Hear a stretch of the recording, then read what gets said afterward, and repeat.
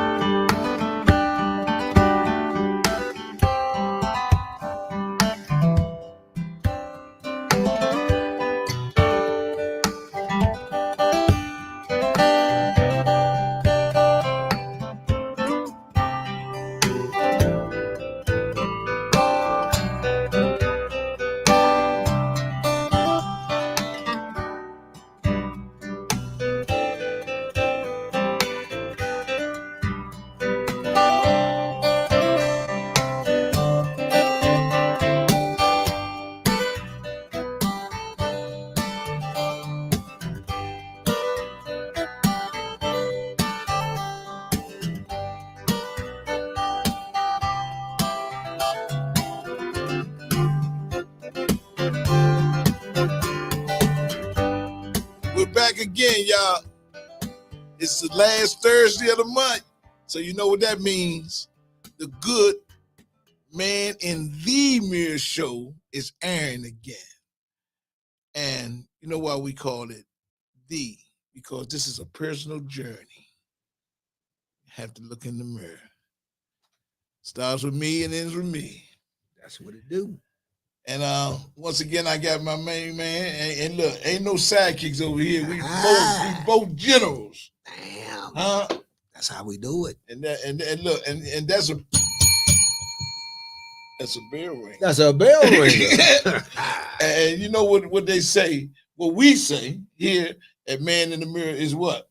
Oh, it's the talk show that matters. That's right. Yes, That's sir. right. That's right. So look, you know how we do it. Got my man to my left, right? And without further ado, I give you the exquisite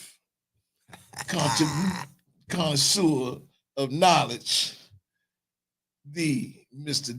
Nate Jenkins. Hey, family, welcome back. Welcome back. You know, it's 30 days since we seen you because we on the last Thursday of every month.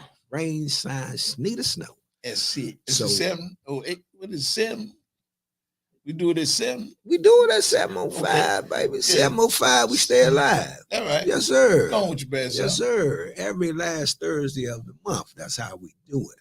So I'm Nate Jenkins. I want to say welcome to Man in the Mirror show, the show that matters. And of course, Talk I'm show. here, Yes. the talk show that matters. I'm here with El Presidente, my main man, Mr. Boo Jones. We're going to kick into this show. We got some guests that we hope to chime in on the StreamYard. Yes. If they're available. If not, we definitely going to be taking calls. You know, after we get into the heart of the show, we're going to be spitting out that number. It should be on the screen. Take it down. It's 301-761-1040. So I'm going to kick it over to the point guard of the show, quarterbacking it, Mr. Boo Jones. Yes. Hey, man, thanks, Mr. Nate Jenkins. Look, man, we got a dynamite show for y'all as usual. Tonight we're gonna talk about something that's very, very intimate to me and Nate. And a lot of the viewers, I know you can chime into this because one thing about life is gonna be adversities, right? So a lot of times we don't understand that the adversities are mainly our best growing times. We grow if we stay in the resistance of it. Going, you know, we push through the resistance. So what we're talking about tonight is real simple. We're talking about from pain to purpose. If you haven't experienced that yet and you're still in your pain, just endure just a little bit long. Weeping don't last always. I'm telling. Yeah, so if you stand fast and do what's right, I guarantee you that the pain will turn into purpose. because it's really like my man in my job said. He said that everything he went to was audition Yeah. for his calling. Yeah. I said, man, yeah, I gotta take that one. Yeah. Hold Listen, on to that one. Yeah. That's a nugget. Something you gotta hold on. That's a bell ringer, That's baby. a bell ringer, baby. Yes, sir. You know, go ahead, Nate. the thing is, man, a lot of people talk about they walking in their purpose, or they know what their purpose and so forth and so on. But I know for a fact, my life story tells me I can't get to my purpose unless I experience a little pain. Yeah. It's something about God's army that he don't want no punks. If you ain't been through something, going through something, experienced something, or about to, your turn coming. Yeah. Just hang in there. Everybody gets turn. Trouble don't last always, like you said, but it's always darkest before the dawn. Ain't that something? You know all what these I'm saying? spiritual principles you talking about. You know, you and I, we talk all the time, man. I mean, before we know it, we've been on the phone talking 2-3 hours. Without a doubt. Like, you know, so this is easy for us. Yeah. This easy work. So, you know, when you think about all of these adversities we face in life, Mm-hmm.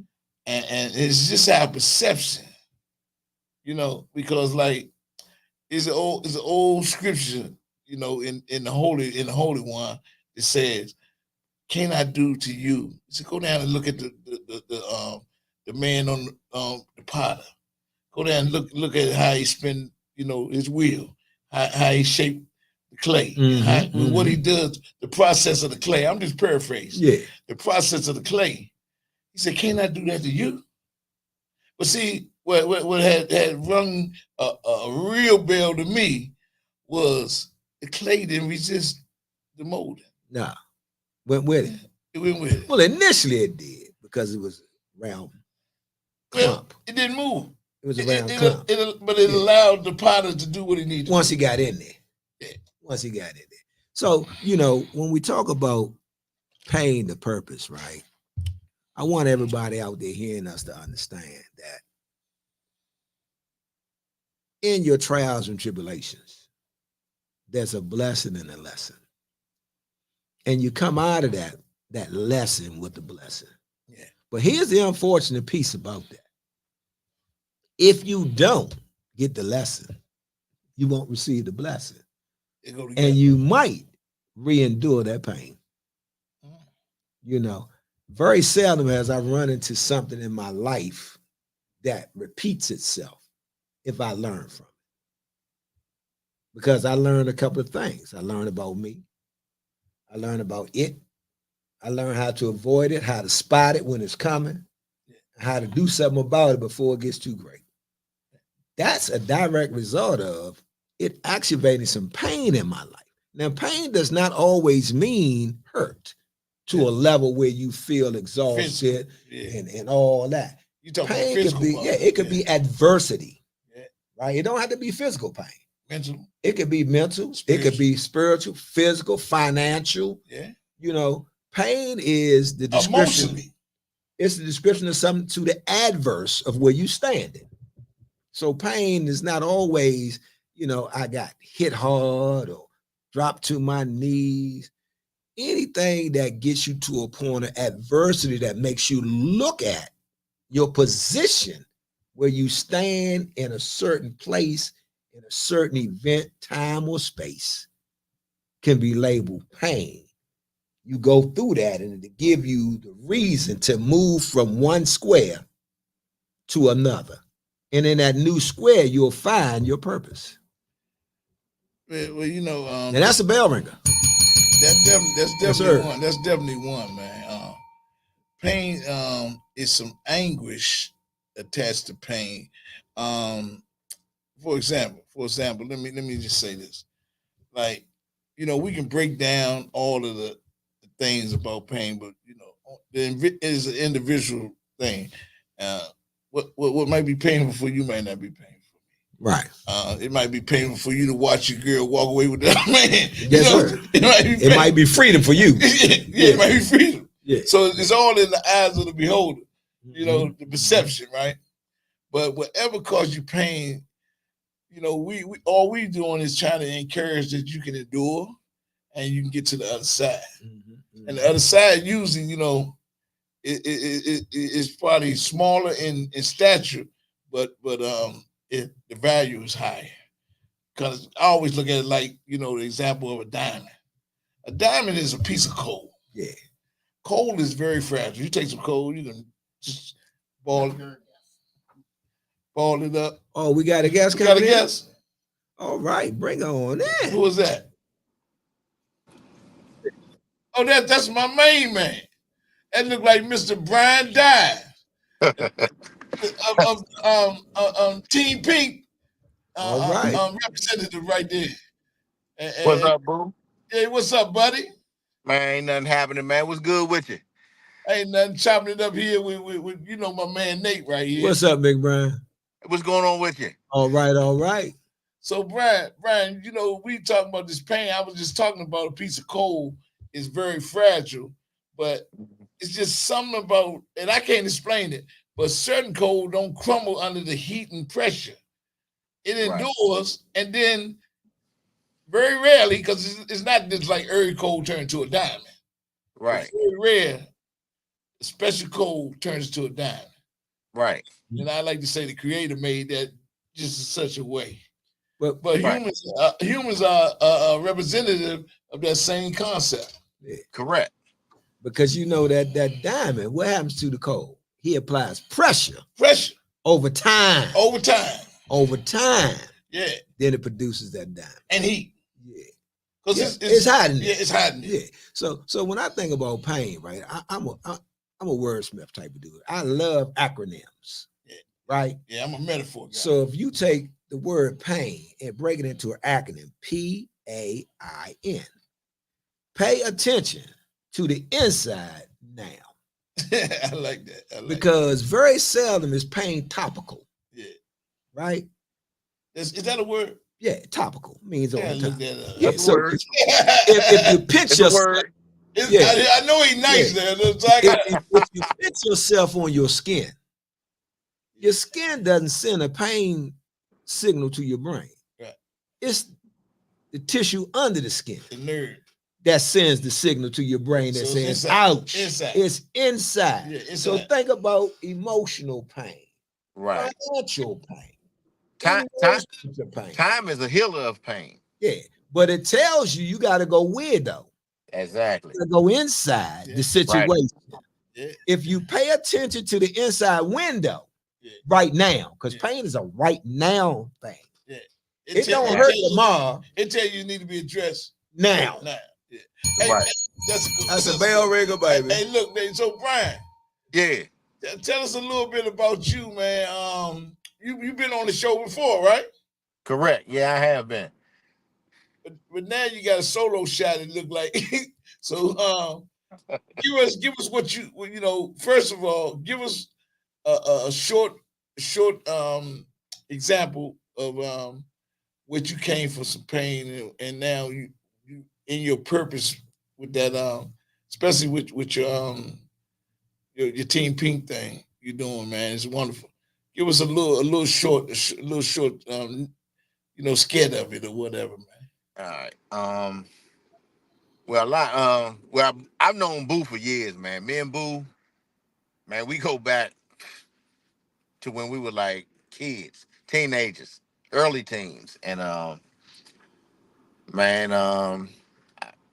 been in the post office. I worked for the post office. Been there 36 years, and what got me into what I'm doing is my father. He had passed away from leukemia.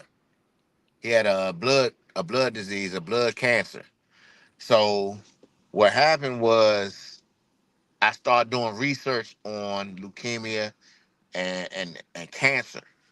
So when I did that, it kind of gave me a little motivation to look further into more cancerous situations as far as breast cancer, any kind of cancer that comes up, even with the lupus with women that goes on with them dealing with lupus. But what really got me into it is I went to the grocery store one day, and the clerk at the store told me, well, it was a gentleman in front of me, and she asked him to donate $1, $3, or $5 to breast cancer. He didn't do it because he said it doesn't make a difference, and he was so negative about it. So when it came me to come up there and cash out my groceries and everything, she asked me. I gave $10, and I told her five was for me, and I said five was for that gentleman who just left. I said because he don't know what's going to happen later on in life, where one of his relatives or someone he loves comes up with an illness, a cancerous situation, That's even right. breast cancer that he's going to have to deal with later. That's what got me into the Team Pink thing, and I'm gonna try to make it short. But ever since then, I implemented Team Pink to everything I do. I'm in 3 bowling leagues. Everything that I get from the bowling league, I donate to breast cancer. Everything that I do, as far as outside work, promotional stuff, I donated to breast cancer. I'm part of Making Strides Towards Breast Cancer. We got a walk coming up in October 26th at the Tidal Basin in DC, where we walk around a tidal basin for breast cancer.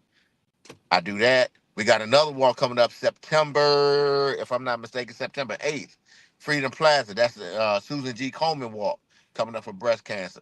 So I'll be doing that walk also. I got my whole Team Pink crew. It's a lot of them.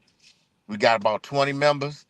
Man, we just go out there and we just walk around there and we just support, man, because a lot of people don't take it serious. And I do it just because. It's not for a reason, but I just do it just because I think a lot of people should be more interested in taking, you know, just more interest in the breast cancer because, you see the cure coming now because I know I have a 3 or 4 people that I know who have dealt with this, and they came through and they've been in remission for years. So now, you know, if you keep donating so they can find the research, man, you know, they can live, their normal lives or whatever. It might be come with some complications, but you still here. And Yeah. another thing is, a lot of people don't know, and I know a gentleman that had it. Men can get breast cancer. Yes, And indeed. a lot of men don't realize that you need to get yourself checked out, go to the doctor, go do what you got to do, get your physicals done and everything, because you can get colon cancer, skin cancer, prostate. Men got to go do it too. So, and I go to the doctor on the regular when it's time for me to go for my checkups and everything. But men can get breast cancer also. Yes, So indeed. check yourselves out, man. And that's just a short bio. And plus, me and Boo play in the band together, so I just had to put that And look, out there. and look, and you look at some of the videos. Yeah, he played with Slave Rhythm, and we played together when we was kids in a band with Oasis, right? Yeah, that's it. Oasis. We played Oasis in the band when we were like 15, 14, maybe no Four- 15. 14, 15 years old. We were that young. Yeah. Yeah, but he came and we reunited playing with Slave Rhythm for the last couple of years. I guess he's been with me, right? But if you look on the stage, he wears his breast cancer hat.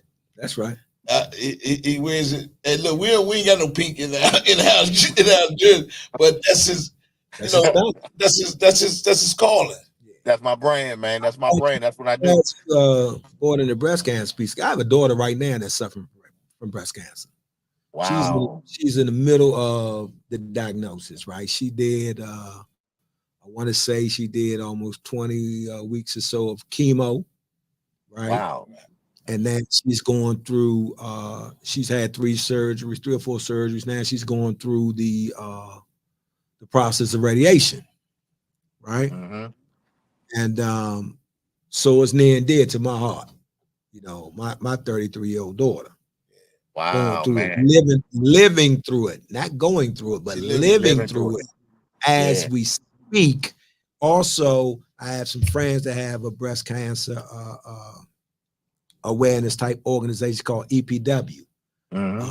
They do a lot of breast cancer awareness around the DMV area as well. Man, give me their contact info, man. I'll be Yeah, glad to do something with them.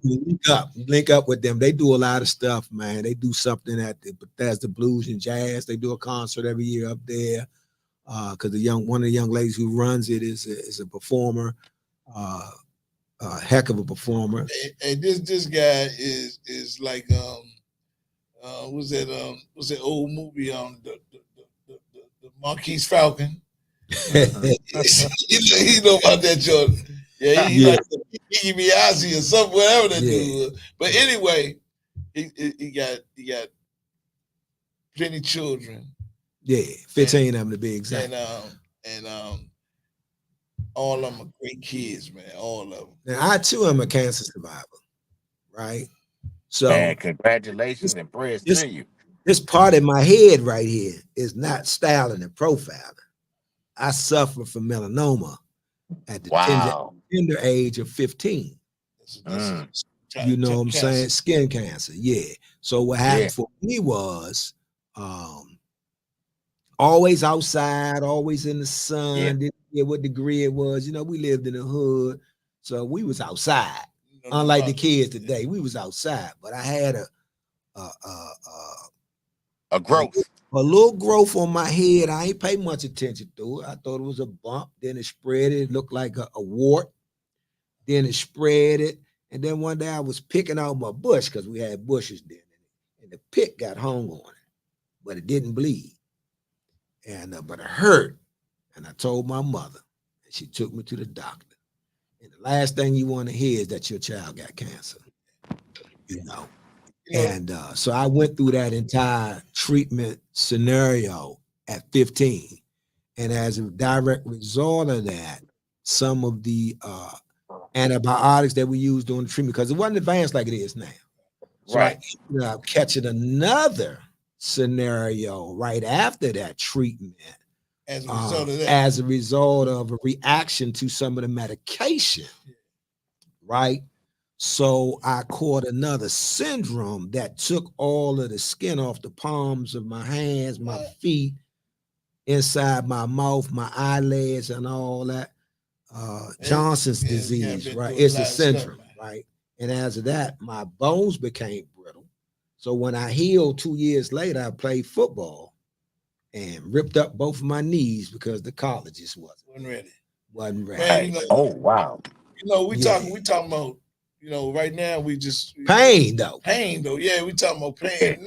And you can imagine the emotional pain that caused too. Oh man. So we talking about, when we talk about this pain, man, we talking about for the viewers to get you in touch with it. We know what we talking about. We not just we lived it, and you know, Nate and I we teach this stuff all day, every day as a profession. Yeah. So we talk about trauma. Trauma is a form of pain that's induced by some kind of occurrence. That's right. He was talking about, you know, that, man. You know, when you know, it usually give us flashbacks when we get introduced to something that was painful. My aunt, my mother's sister, Core, she died of breast cancer. One of my best friends, Rodney Hart, you know about Hart. Yeah. Hart died of cancer. He died recently. He was in his early 40s, and you know, I watched. Yeah, my don't man. have no age. Yeah, I watched my man. You know, walk away. Yeah, just walk away, man. You know, and there's that guy. You know, it ain't too. I'm just being honest. You know, we talking about the pain, right? That was the emotional pain. There ain't too many people I'm a crowd. When I heard he had passed, man, I was going to the cleaners, and I cried like a baby, man. Yeah. You know, but it made you do what though? And I want to say this to my man on the screen, right? When you talked about your father's situation, right? And then you talked about the donation at the grocery store. See, correct. And I said before, pay attention to the inside now. That pain from the situation with your dad had you paying attention. Exactly. To your insides right now. Had you checking on yourself, checking on others, contributing to others. The pain that I went through with the cancer, my mother turned around and had cancer. My grandmother had 2 bouts of cancer. I lost an aunt to breast cancer. Cancer is relevant on both sides of my family. And now my daughter, you know, so not only is you know, cancer is very painful, but we got all kinds of pain out here. You did. but the purpose that comes behind. Because what I noticed, very seldom have I seen a cancer survivor not want to be involved in the fight or the cure afterwards. Exactly. Right. Correct. Let me put this in because this is just right on time. You are a cancer survivor because you had to deal with the pain of going through something with your dad that was affiliated with. It wasn't exactly cancer, but it was something similar. It was cousin of cancer. Yeah, it was an emotional pain. Yeah, and so that emotional pain, and you was made such as the coal that we was talking about. You was made such as the coal because now look at the purpose came out of it. Look what you're doing now, right? Mm-hmm. The purpose you done turned to a diamond. And I can All look you at can do is educating now. It's educating. Everything you went through now that you coming through it, you on your podcast, you and Boo out there doing. Now it's your turn to educate. Like it just brought it to you. Now I can say this, man. When we talk about pain and purpose, I told Boo some time ago that the work that he's doing is his purpose. Right? I told him he was walking in his purpose, the work that he's doing in the mental health field, right? And substance abuse. Because I watched his growth from his pain to his purpose. Right. So now when he gets up in the morning to go to work, he might think about, I don't feel like it today, but he get in there. Rumble, young man, rumble. Because when the job is something you love, it's no longer a job. But now the people at the job can make it a job again. You understand? Because they can get on your nerves and all that. But you just look for another place to do what you do. You never stop doing what you're doing. Yeah, that's part of the thorns in the road. Yeah, but see, the pain preceded your purpose. Yeah. You had to go through the pain of all of your walk, not to tell your life story, but you had to go through the pain of everything. What you went through, your addiction and everything, your recovery and where you at now to understand and have the purpose to want to go back and help some folks. Well, one of the spiritual principles about pain and purpose is if you tell me your pain, I can tell you your purpose. Because your pain usually is affiliated, directly affiliated. Yeah, directly affiliated with your pain. Your pain dictates your purpose. All day, all day. And, it dictates your purpose. You look at something else I read in the Holy Scriptures, right? And I go to that because that's one of my frame of references of spiritual principles. Moses went back to Egypt. Yeah, he went back to Egypt. You get them people. Yeah, he went back to Egypt, and I remember, man, bringing that up. I remember being over Alexandria. But wait, man, I'm glad you said that. I want to ask you a question though. He went back to Egypt after the pain of being a slave in Egypt. Yeah. Not after, because he was imperial before. Yeah. Then he went through the pain. He went through the pain. Yeah, he knew how to feel. And found the purpose. Yeah. And said, let them right. people. Yeah. So you're right. He had to go through the pain was a audition. Like my man told me. It was an audition for the purpose. Yeah. So the point I was gonna make is when he went back to Egypt, and I remember, man, when around the time me and you first met, I remember a counselor that I talked to back then. Old lady, grandma type. She reminded me of my grandmother who helped raise me. She said, baby, come in here to this office. She said, I don't know why God want me to tell you this. You might not see it right away. She said, but study Moses. She said, he told me to tell you to study Moses. And now, sometimes we don't see it.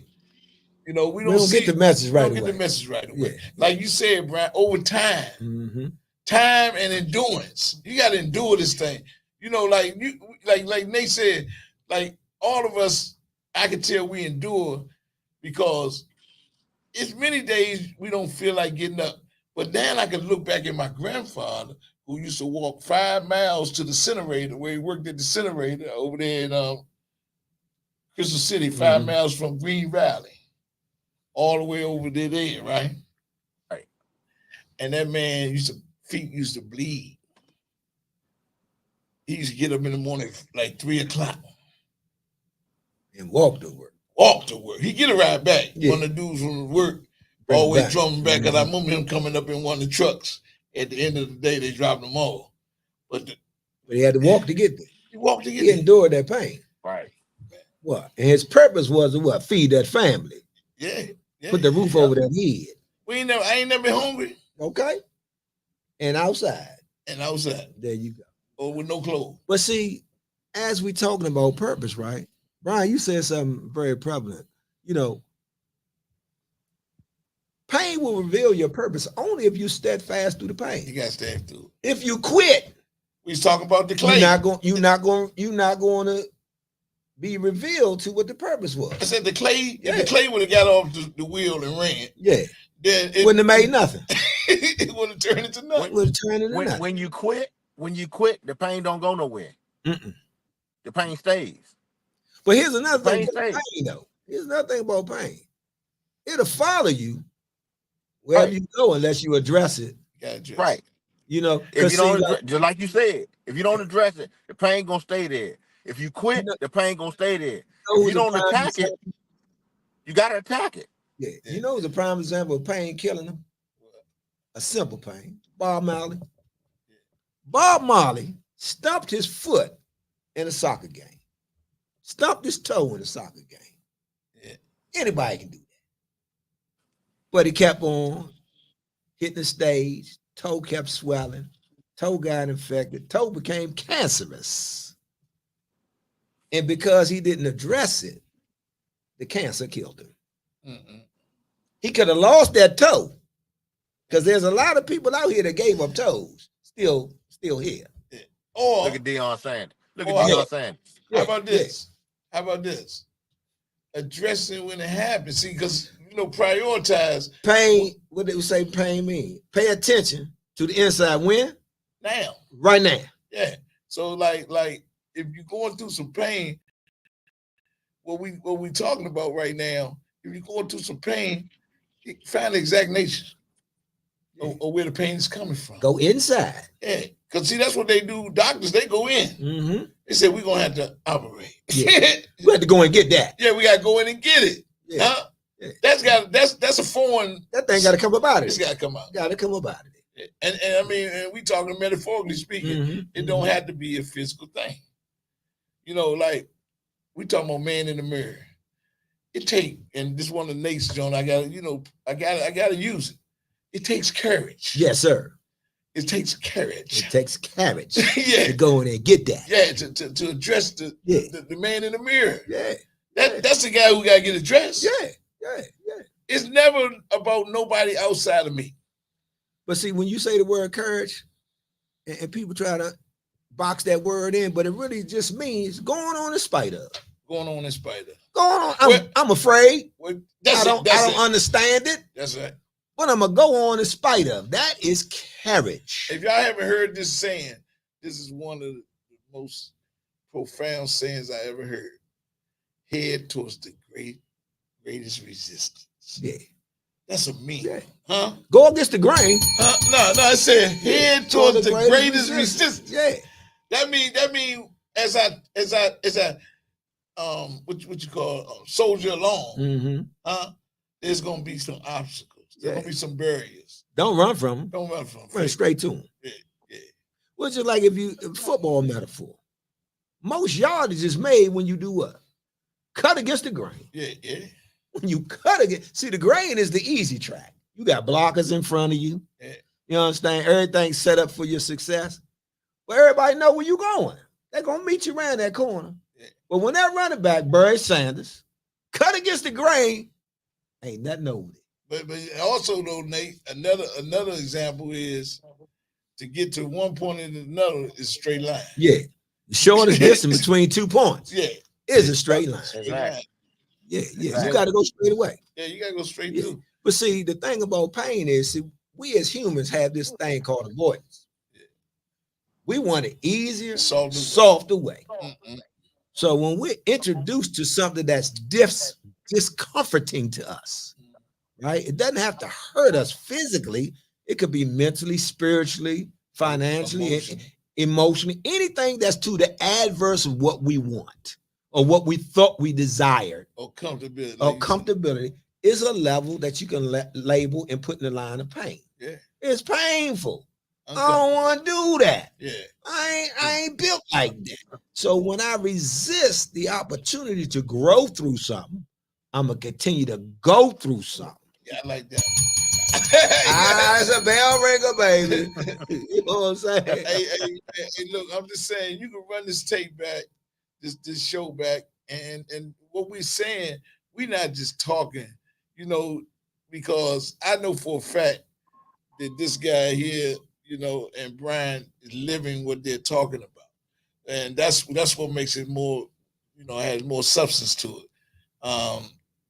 That's why this is the talk show that matters. The talk show that matters, Man in the Mirror. It's the talk show that matters because we're bringing dialogue with true substance, not just I heard somebody said, my cousin, my aunt.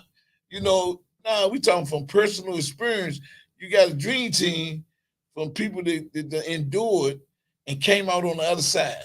Let me do this. Let me do this right here. And this might be a little bit, I don't know if you want to go this far in, but let's put some meat on the bone, right? Let's put some meat on the bone when we talking about pain to purpose.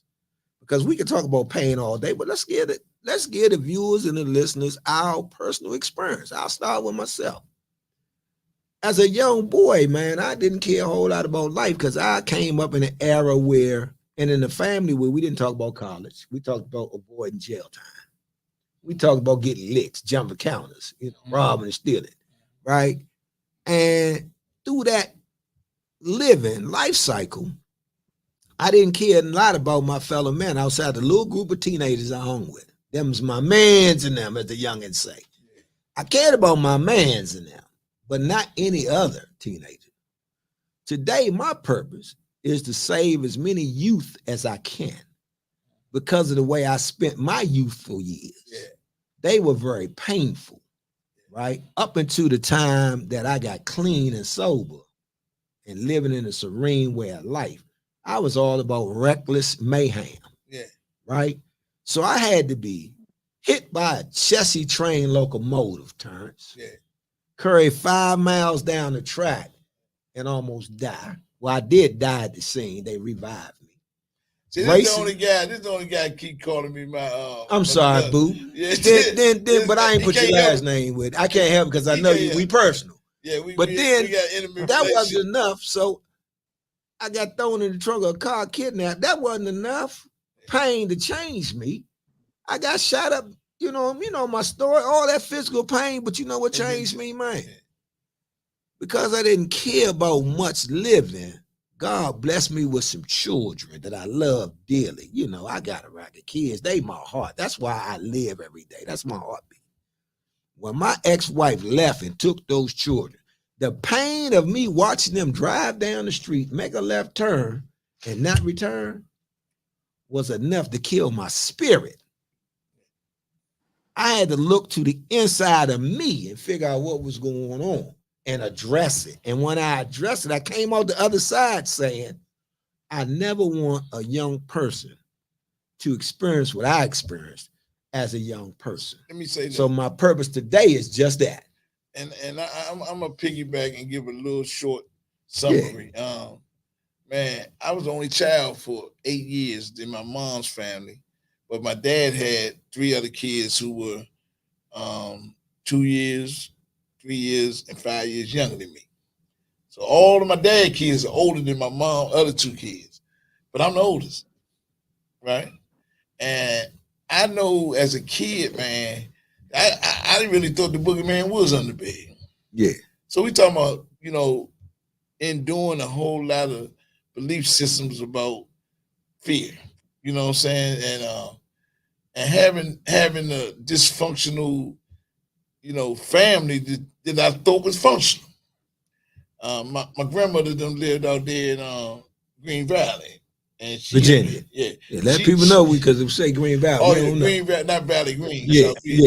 But I stayed with her from the day I was born until I was 7 years old. That's the day it was Christmas. My mom, which is That's not her mom. That's my dad's mom, right? Came over there and beat my grandmother up and took me. So I said went to go stay with her at a place in Alexandria where I was born, a place called Cameron Valley. It's no longer there. It was a creek behind the house. And I remember, man, I used to go back there and catch crawfish. They had crawfish. See, it was a lot of nature back then. Mm-hmm. And I remember she said, "Don't go back there." And my mom was, she was a woman of her word when she said you're gonna get an ass whoop. Yeah, you getting that. Yeah, it wasn't no spanking. Mhm. I don't know about spankings. Yeah. I got ass. I heard about spankings. Ass whooping usually take an ass whooping usually take from 30, 45 to an hour. Yeah, yeah. Oh, Depends put some on- time in. Yeah, so Yeah, yeah, some ass- exercise for her. Yeah, ass whooping sometimes they had halftime. Yeah. Yeah, it's just an ass whooping. yeah, yeah, Yeah. yeah. The ass whooping you couldn't sit down when it was done. Because your ass was whooped. The ass was whooped, and they Yeah. didn't whoop clothes. Uh-uh. She used to say things like, "Your clothes ain't do nothing." Yeah, I ain't gonna beat nothing I pay good money for. I ain't beat my clothes. Yeah. My mama hit me with that one too. Yeah. Take them clothes off. And the various things that you would get an ass whooping with sometimes was the things that they bought for you. Yeah. You know, like them highway. Hot wheel tracks. Yeah, I can't Woo! stand a highway. Line. Stitcher cord. A stitcher cord. They used to take it out the TV. You don't need no light. Unplug that lamp. I know where you at. Yeah. Yeah.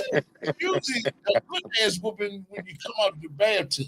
Oh, stinging, stuck to that wet I'm skin. talking about ass whooping. Yeah. But We talking about pain. But here, I'm talking about pain. But the thing about pain is that the brain does not remember pain. You got to be going through the pain for the brain to adapt to the pain.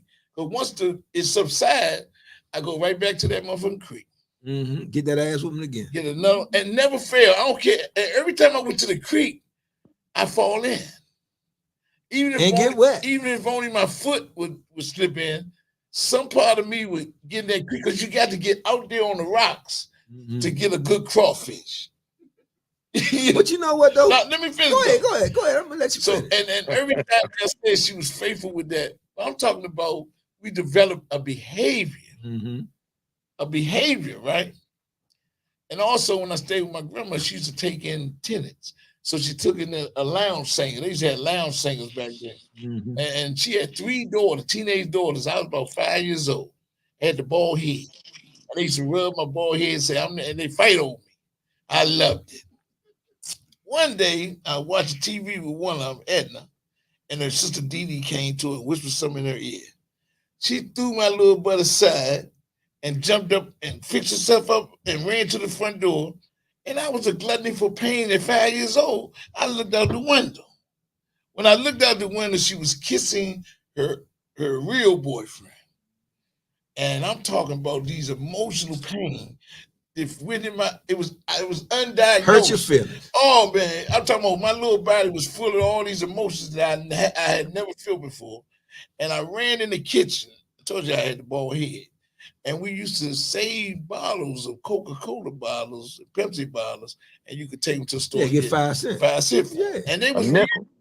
Yeah, a whole nickel. Yes, sir. these bottles you could throw on concrete and They won't break. won't break. And I took one of them and started busting myself in the head, crying viciously, right? And then all the tension came back on. She done left her boyfriend, everybody, what's wrong with him? I done bust my head wide open with the bar. So what I'm saying is I developed some the word I'm trying to say is some Self-induced dysfunctional way of dealing with pain. Oh, did we I think disconnect? you done hit something. You hear me? We can't hear. So some dysfunctional ways of dealing with the pain. I don't know what happened, but Yeah, earpieces went out.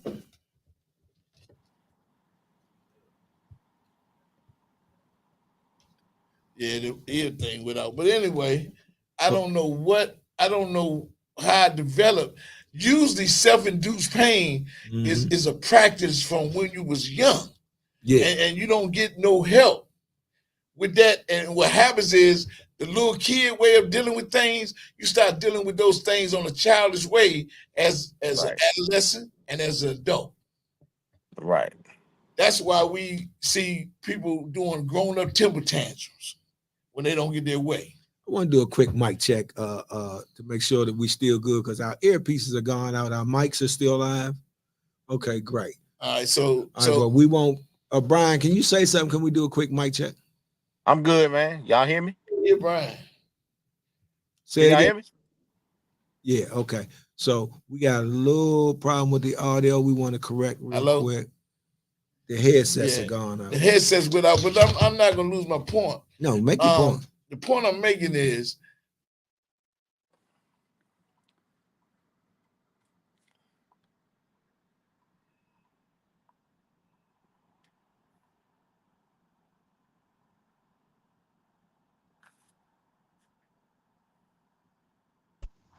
you know what I'm saying? Now I know that, but I didn't. And let me clarify this. Let me clarify this, y'all. The reason I know what I know now is because I surrendered that I didn't know, and I allowed somebody with more experience in the areas that I wanted to be better in. I allowed people to help me. See, I'm telling you, one of the biggest things I have found for people to not change for the better is they resist the help. They say, okay, I need help. It's like going to the doctor and tell the doctor what your symptoms are, and then telling the doctor, give me this scalpel. I'll break myself. Yeah. And all you do is create more pain. and create more pain. Because I had no skills of how to heal the pain or to fix it. I don't have the skill set. So I had to allow somebody to help me. See, it's funny about life-changing things. This is the only thing that we will not let somebody teach us. And that's just kind of sad for our people. I'm just talking about that's one of the main things for our people. We won't let nobody help us. We'll tell the help how to help us. Well, let's take that back to what we call the elephant in the room all the time, right? Let's address the elephant in the room. That's for black men. Yeah. Remember, Brian? Say that again. Yeah. You kind of in and out. Say that again. I said, can you hear us okay? Yeah, I can hear you, but kind of in and out a little bit. Okay. So let's address the elephant in the room. When you talk about black man and pain, it's always tied to our pride. Okay? We want to endure as much pain because we don't want to show any shame. There's a part of our history that says, oh, we got to be the strongest person in the room, right? We got to endure the most pain to show our manhood, right? We want to resist the need for help. So, let me finish. But that comes from slavery. Oh, yes. It goes all the way back to slavery, which is embedded in white supremacy. And we know that. You know what I mean? This is the thing, though, Nick, and I want to tell you because you move up to my. This is the thing, though. Man, in barbershop talk, we know what the problem is. For a long time, we know it was birth to slavery. You know what I'm saying? We know that for a doubt. But for you to change to be a better man, we often overlook the fact, man, you had guidance. You already believed in God, so that was an issue. Some of us. Yeah, but I'm talking you. We talking ourselves, right? And myself and yourself, we believe in God. We was told that we don't have faith, right?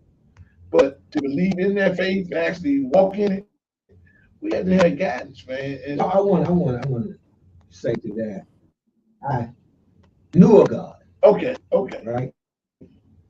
But my belief system was enhanced after I went through pain. Okay. But when you went through the pain, right, and you was ready to surrender, first thing I had to surrender to was that my way didn't work.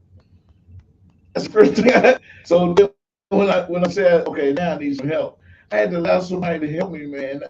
And this has been one of the things I've been driving home to a lot of my clients is that, man, I see it all the time. When pain there, right? I come down there. I'm willing to come and check in. I'm willing to come and get some help. I'll come to the hospital to get some help, because I'm in pain.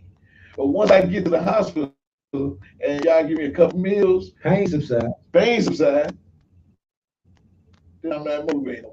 Well, not only that, so for me, the surrender was I had to have somebody help me identify Yeah, with the need to surrender yeah, before I did. yeah, but that's what I'm Because I saying. thought the way that I was going, Yeah. eventually I was gonna come through it. Yeah, It ain't that bad. right, It's only happening to me. right. Why y'all bother me about the destruction of cars in my life? Not understanding I'm connected to everybody and everywhere, Yeah. right? Because that car that went down the street and burned up, Mm-hmm. that was called. Yeah. that car, they said, man, you're such a wonderful husband. I think that me and the kids gonna leave. We're gonna leave right when you stand in Yeah. the street. Right. But you know what? It wasn't until somebody brought to my attention to ask me to really look at my life, pay attention to the inside now, so I can recognize that I was in pain. Oh, yeah. But So for a long that's time, why it we was need so guidance. painful that it became no, normal. that's why we We say need the that same. guidance. Yeah. We say the same thing. We need guidance, and that's the remedy. So we can barbershop talk about what they come from and what the issue is. But man, what about the solution? We always say the elephant in the room, and we try to address the solution. And the solution to that is, in any type of pain, is to seek some help Yeah. and then allow the help to help you. That's it. That's it. Because see, we real good at seeking relief, Right. but we not good at relieving the medicine that relieves us. Because we can fall into the door full of gunshots, right? But as soon as they take the bullets out, We are. we all right. So we misconstrued a lot of time with feeling better and doing better Or being better. or being better. Yeah. It's not the same. Not the same at all. Not the same. Brian, you talk about taking some time, right? But Right. Time with no guidance is just like we said, it's still there. Like you said, it's You still wasting there. time. Huh? You wasting time. Right. Time with no guidance, no change. Because Right. one thing I know, if I'm the same person over periods of time, I'm just gonna do the same thing because And I'm get the doing same it. results. I get the same results. Oh, wait. Isn't that all insanity? Yeah. But I'm telling you, if that's insanity, what's even worse than insanity? Stupidity. Okay, well, here's stupidity. Doing the same thing, knowing what the results is, And do it. What? and doing it. That's the memory.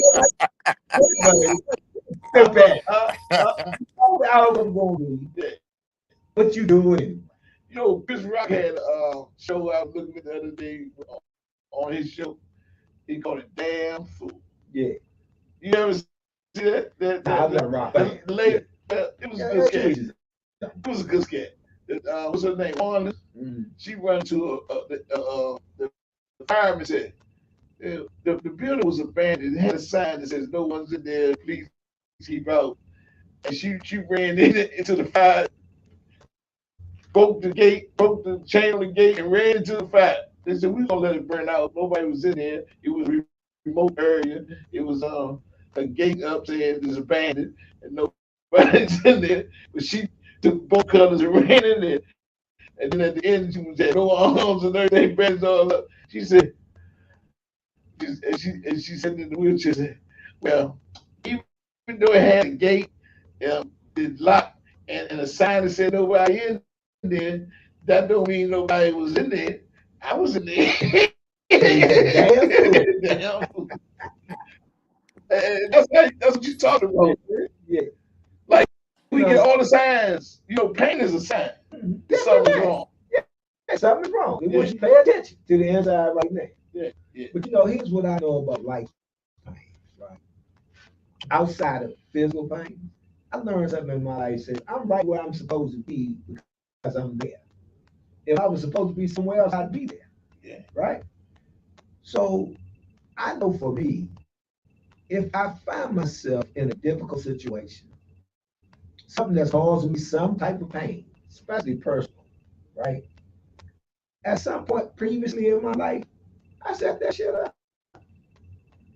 I made a decision, a selfish decision, Yeah. that later put me in a position to be hurt. Yeah. Right? So if I find myself, let's look at relational pain.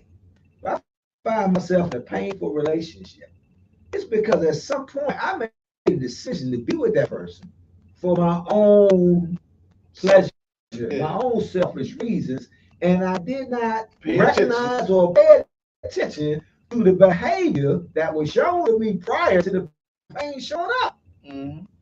But since I was getting my way, You thought I ain't care about it. I ain't care about what she was doing, what she said, how she was acting, or none of that.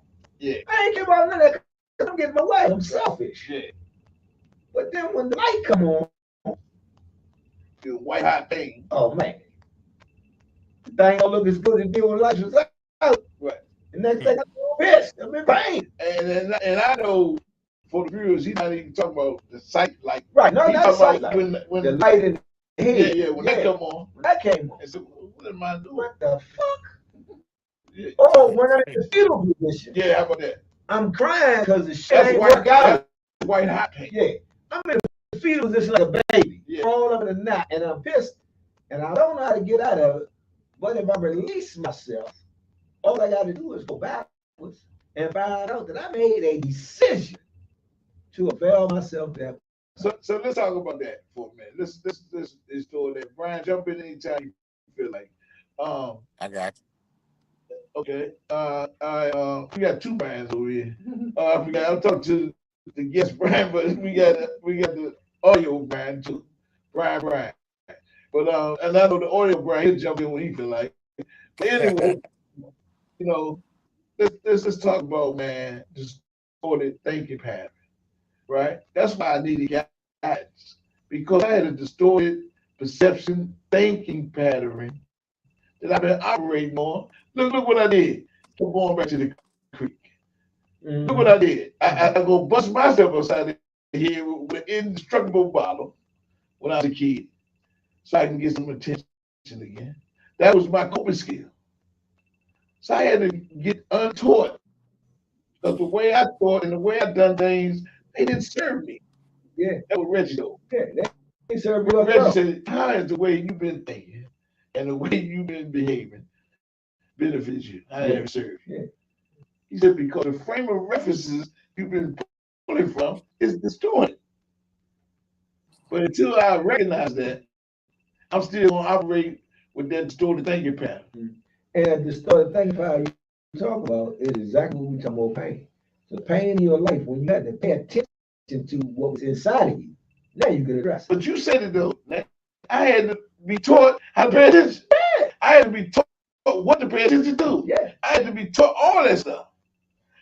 Everything that I know. To unlearn, to relearn. Exactly. I had to be taught. Yeah. And that's where the issue starts with a lot of us, our people. You know what I'm saying? Especially in the city. Yeah. Man, we don't want nobody to teach us nothing, but we want to get out the pain. Well, here's the thing I always say. Running on regular gas when we should be using premium. We can't understand why our engines don't last long. You know, and what I'm saying to that is, in the urban environment, I was speaking to one of my students today about beefs in the neighborhood. Yeah. Right?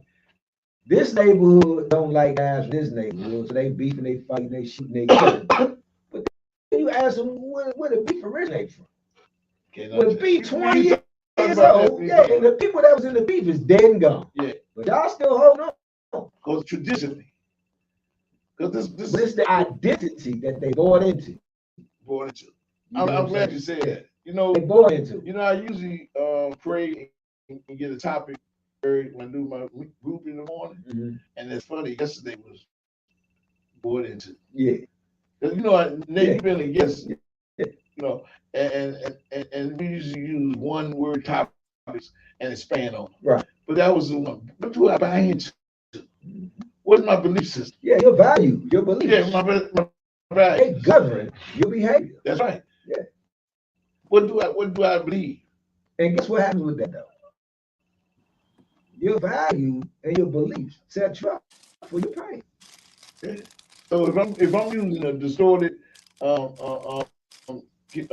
master computer, my thinking, then I'm gonna get distortion.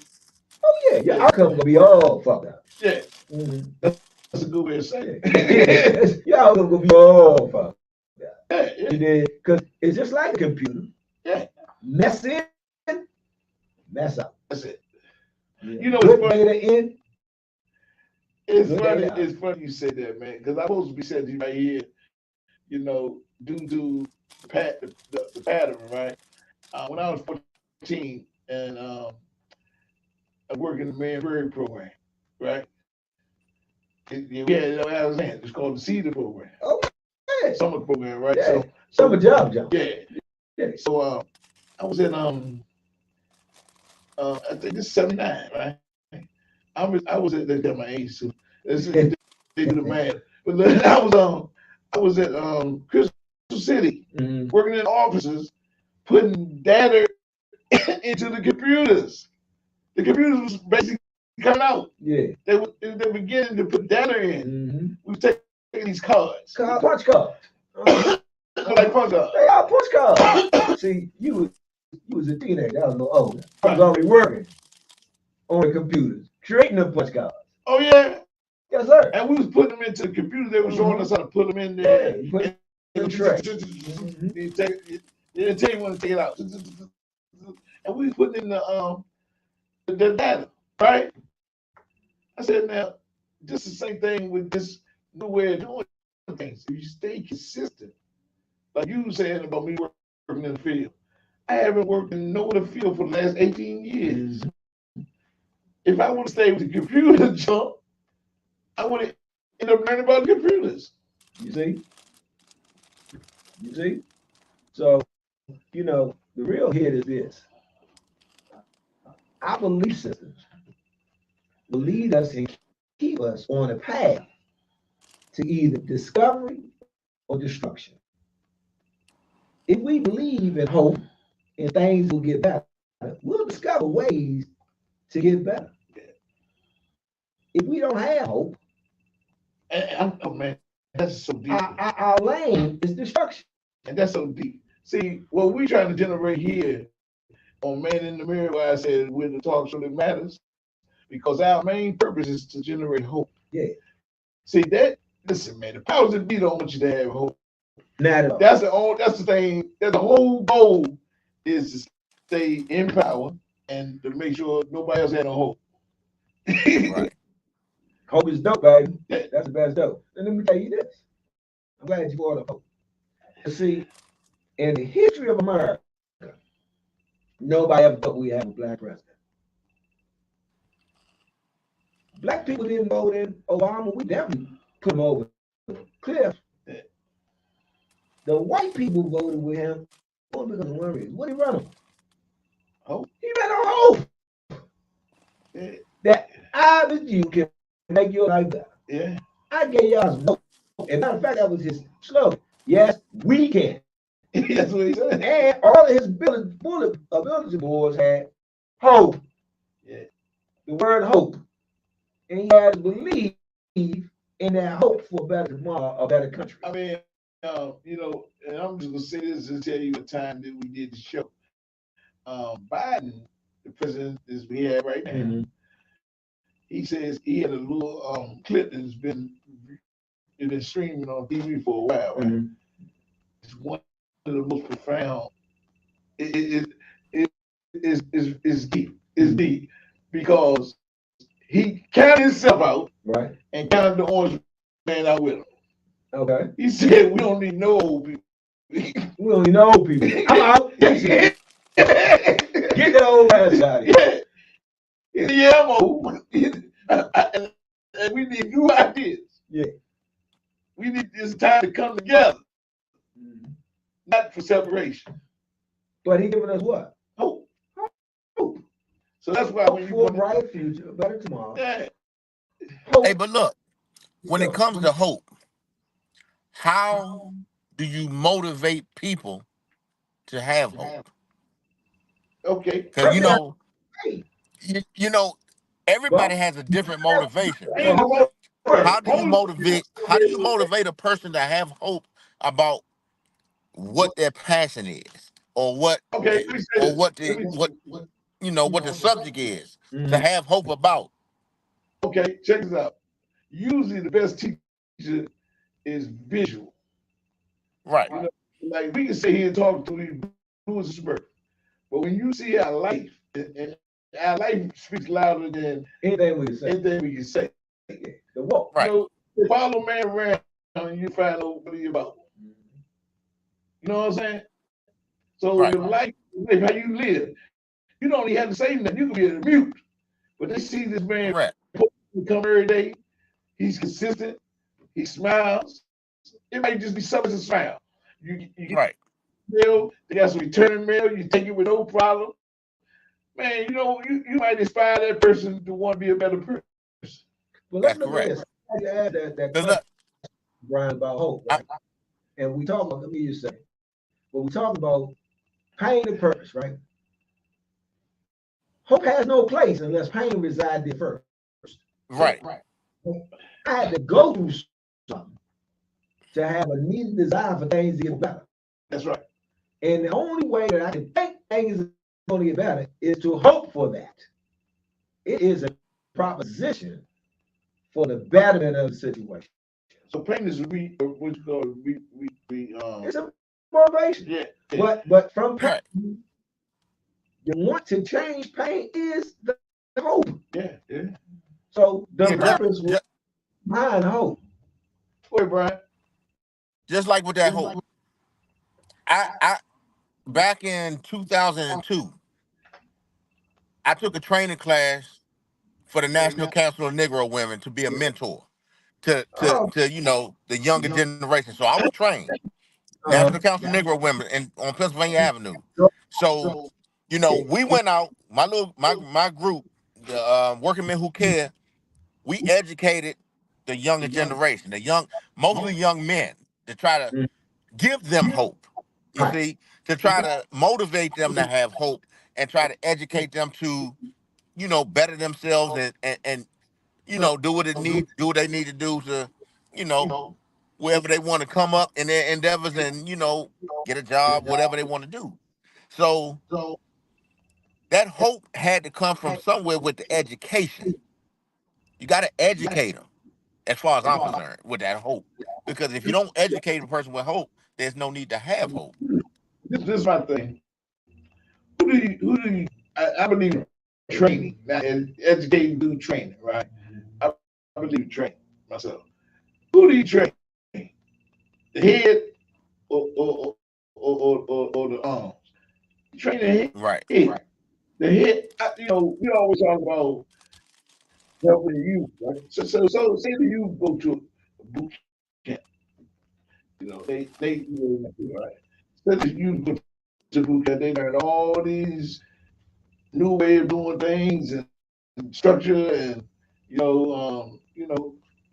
proper way of doing this and doing that and whatever. Then they come home. They come home to an environment where they look around and see despair and degradation and dirty, you know, and then they go in the house and mama, she on it. Everybody in the house, Uncle Bob and all them, they living sporadic. They all on it. Then the kid is in a no-win situation. Anyway, yeah. So what I propose, and I might be dead and gone, but somebody might pick it up and run with it one day. Train the leadership. Train the leadership. Train the That's right. right, Train the trainer to right. learn to train the kids and train But but but the look but look at it like this.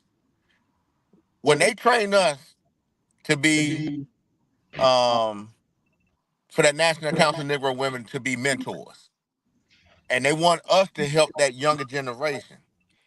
They already have pain. They already dealing in pain. yeah. Their pain is already there.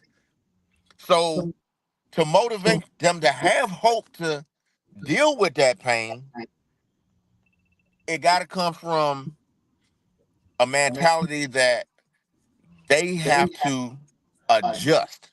They have to adjust because you're being taught or educated by someone else other than their family member, because their family member might not be there. Whoever was there before them to help them or motivate them, they're not there. So now you're relying on a mentor to give you hope because they're already dealing with pain. They want you to help deal with that pain, to help get away from that pain.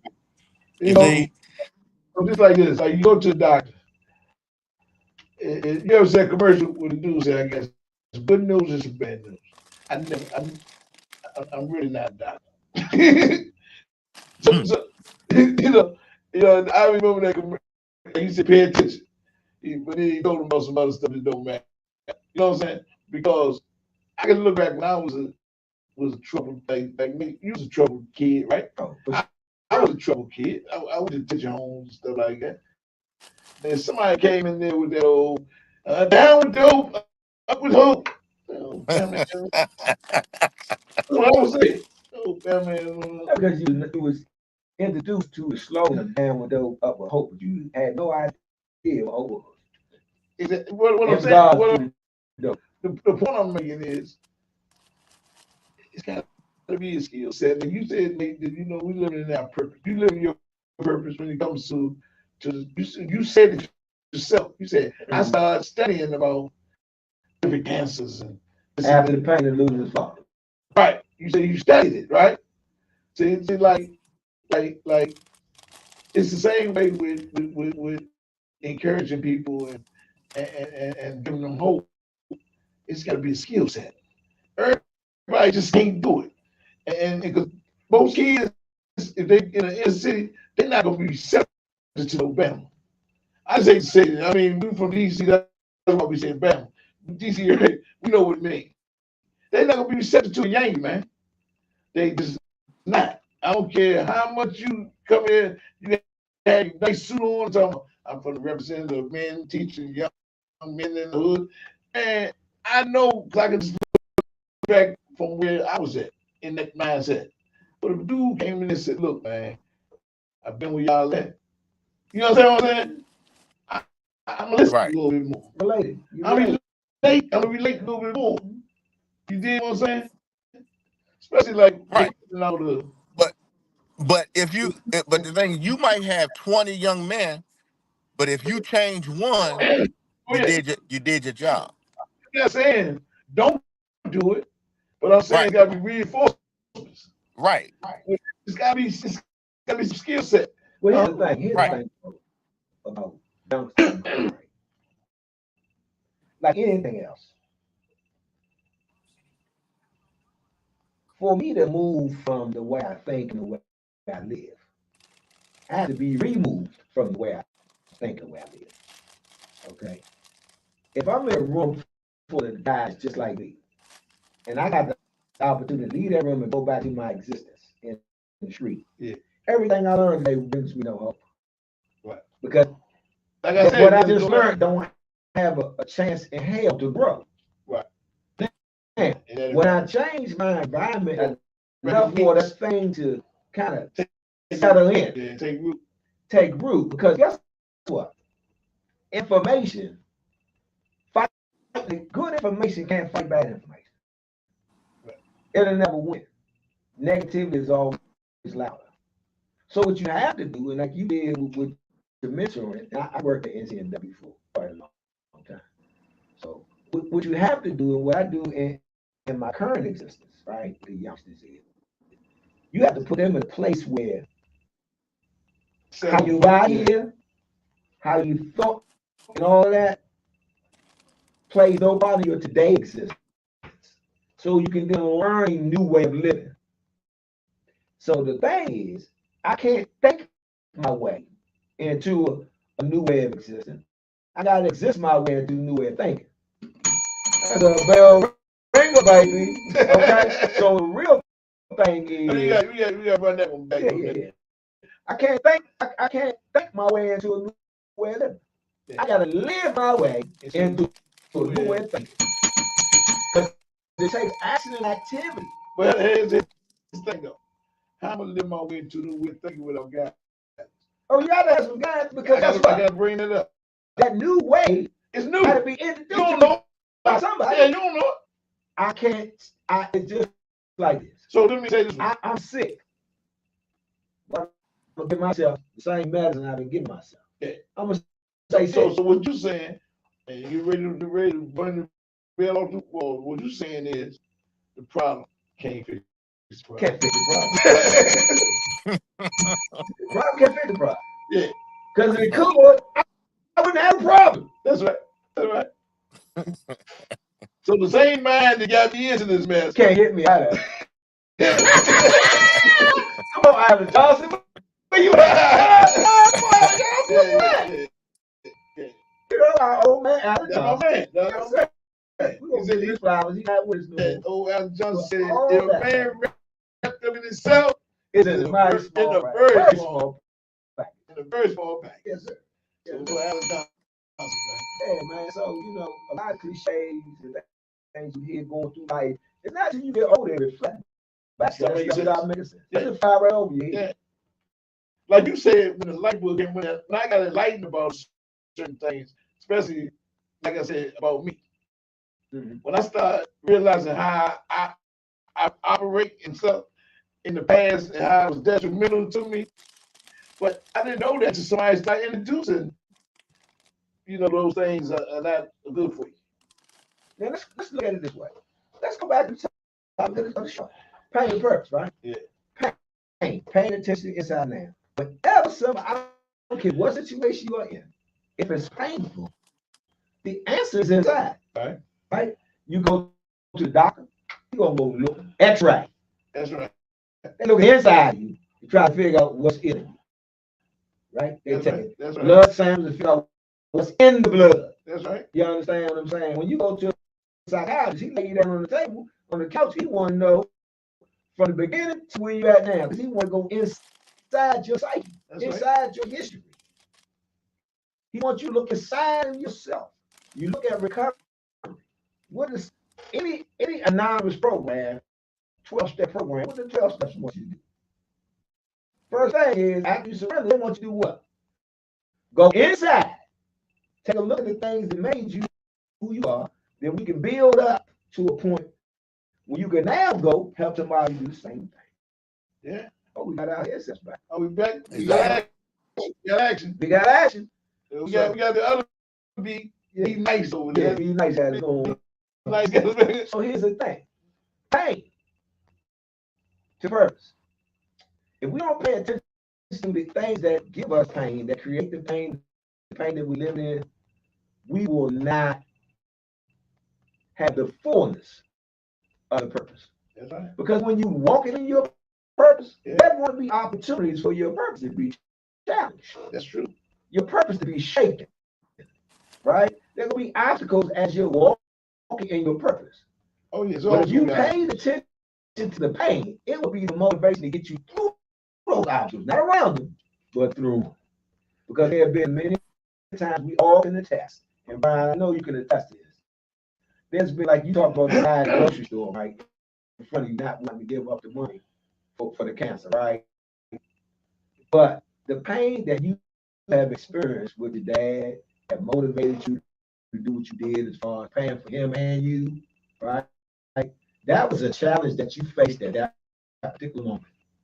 Had you not experienced what you experienced with your dad, maybe you don't give the $10 to the young lady because you didn't have an experience with anybody with cancer. You know what I mean? Like with me, had I not had a tumultuous teenage childhood, I wouldn't be looking to change the youngin's life. I had to go through something to not want somebody else to go through. And mine is more being enlightened about having an adult because I had some trauma As an adult. and dealing with adults Yeah. as a kid. Yeah. You know what I'm saying? Some adults that don't have no training themselves. Mm-hmm. So and by being a person who was able to endure and learn changed the trajectory of my life, that I know it's possible. Yes. All that old, it's some false narratives. Like, never don't change the spies. Once this, it's always this. All that's not true. First of all, we ain't left. That's right. First of all, old dog can't learn new I ain't tricks. no dog. We ain't no dog. Yeah, But I've seen some old dog learn some new tricks. yeah. But you got to put in time. That's right. You know what I'm saying? For change to happen. So this is a good one right here. It's a good old ghetto philosophy. It ain't what you do, baby. It's how you do it. How you do it? That's a lie. There's no good way to do wrong. Yeah, ain't a good way to do wrong. Yeah, it ain't a good way to do the wrong thing. So that's a lie. So a lot of things we believe in as truth. Tell me ourselves. For years. It's basically our lives. Well, the thing is, this was that. Painful in the truth is you got to go inside the lie to understand that it's a lie. Right. So it's the same thing paying attention to inside now. So let's introduce these numbers. Because if someone out there want to join in the conversation, It's a good time. it's a good time. So the number to call in is 301-761-1040. 301-761-1040. This thing is, man, you ain't gonna outwork me, this guy right here. Yeah. Like, There's no question. yeah. And that's the thing about enduring. Enduring takes some action too. You can sit and endure, but if you ain't doing nothing productive while you ain't doing, you ain't growing. Mm-hmm. Right. You know what I'm saying? So that's why I said Mm-hmm. I can say without shutting down. We don't pick bull status over here. Well, I want to say something, go back a little bit. You said something about Murnberry, right? And the program. Yeah.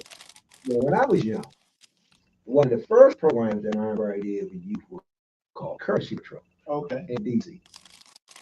You had to wear these big old white orange sweaters, right, with the word courtesy on the back. Right? Because teenage crime was at a peak in the late 70s. Right? So what Murnberry did was he said, you know what? I believe in those jokers. The way they did, they're going to get it perfect. Right? So what he did was he offered 7 jobs to some of the most notorious guys in the neighborhood and put them what they call the courtesy patrol. So we had to help old ladies with their groceries, And help ladies across the street, pick the trash up on the. You had to be courteous. You had to become citizens. Man, teenage crime plummeted, went down, breaking up fights. We used to be the ones that started fights. Now we the courtesy patrol. We make sure the first year we didn't play. We got you know what talking about. But then we became about. And whoever ain't had no own protecting on you wasn't hard enough to be on the courtesy patrol.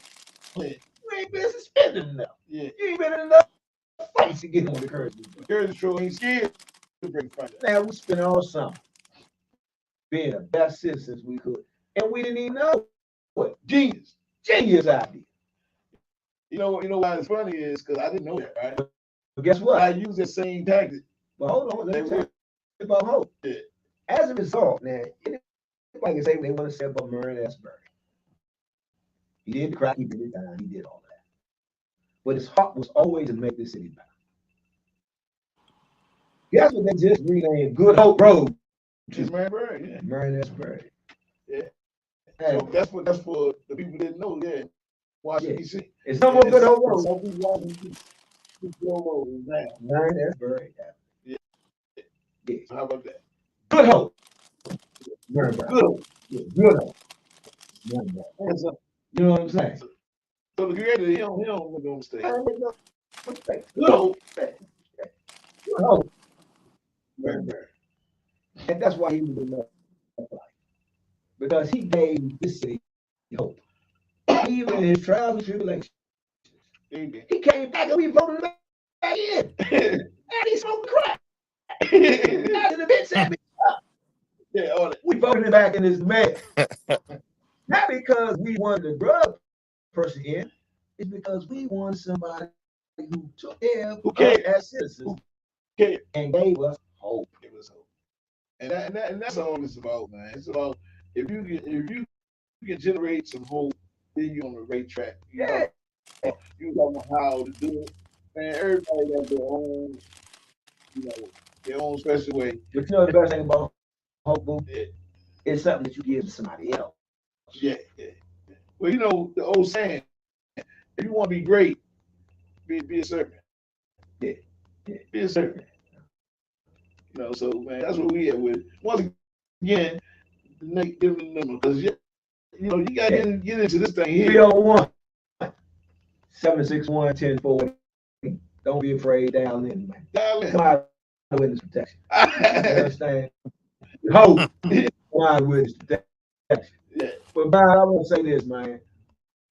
I'm so glad that you're participating in some of the things that you have in regard to National Council of Negro Women. I worked for years, a great organization, Delta Sigma Theta, with Dorothy Height running that whole organization until she died.